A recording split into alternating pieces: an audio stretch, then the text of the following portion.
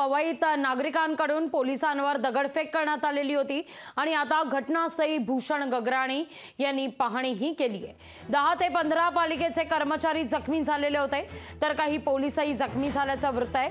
घटनास्थळी नसीम खान यांना जाऊ दिलं नाही। नसीम खान यांच्याशी संवाद साधले आमचे प्रतिनिधी स्वप्नील जाधव यांनी।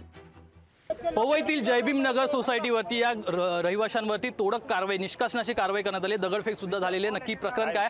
काँग्रेसचे नेते नसीम खान आपल्या सोबत आहेत। सर, तोडक कारवाई होताना पाहायला मिळते, पोकलेन जेसीबी नेण्यात आलेत आणि बेघर झालेले लोक आपल्या समोर आहेत। तुम्ही आतमध्ये सुद्धा जाऊन आलात, काय नक्की एकंदरीत घटना आहे? नाही, ह्या महानगरपालिकाची दादागिरी आहे।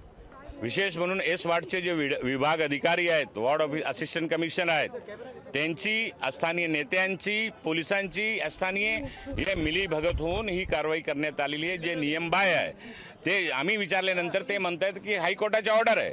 हायकोर्टाने कुठल्याही प्रकारचा ऑर्डर दिलेला नाहीये। एक ऑर्डर जरूर पास झालेला आहे, तो ऑर्डर आहे ह्युमन राईट कमिशनचा, आणि ह्युमन राईट कमिशन लोकांना न्याय देण्यासाठी ती संघटना आहे। आणि त्यांनी काय दिलेलं आहे की तुम्ही कारवाई जर करायची असेल तर अकॉर्डिंग टू लॉ कारवाई करा, ह्याच्यामध्ये लिहिलेलं आहे। ही ऑर्डरची कॉपी आहे, 4 तारीखच्या, 4 जूनचा ऑर्डर आहे, 3 जूनचा ऑर्डर आहे हा, आणि आज 6 जून आहे। 6 जूनला इथे कारवाई करायला आलेले आहेत। त्यांनी due process of law follow केला नाहीये, कुठली प्रकारची नोटिसेस दिली नाहीये, खोटे सांगतायत, रेकॉर्ड फक्त मेंटेन करतायत की मी नोटीस दिली आहे, कारवाई केली आहे।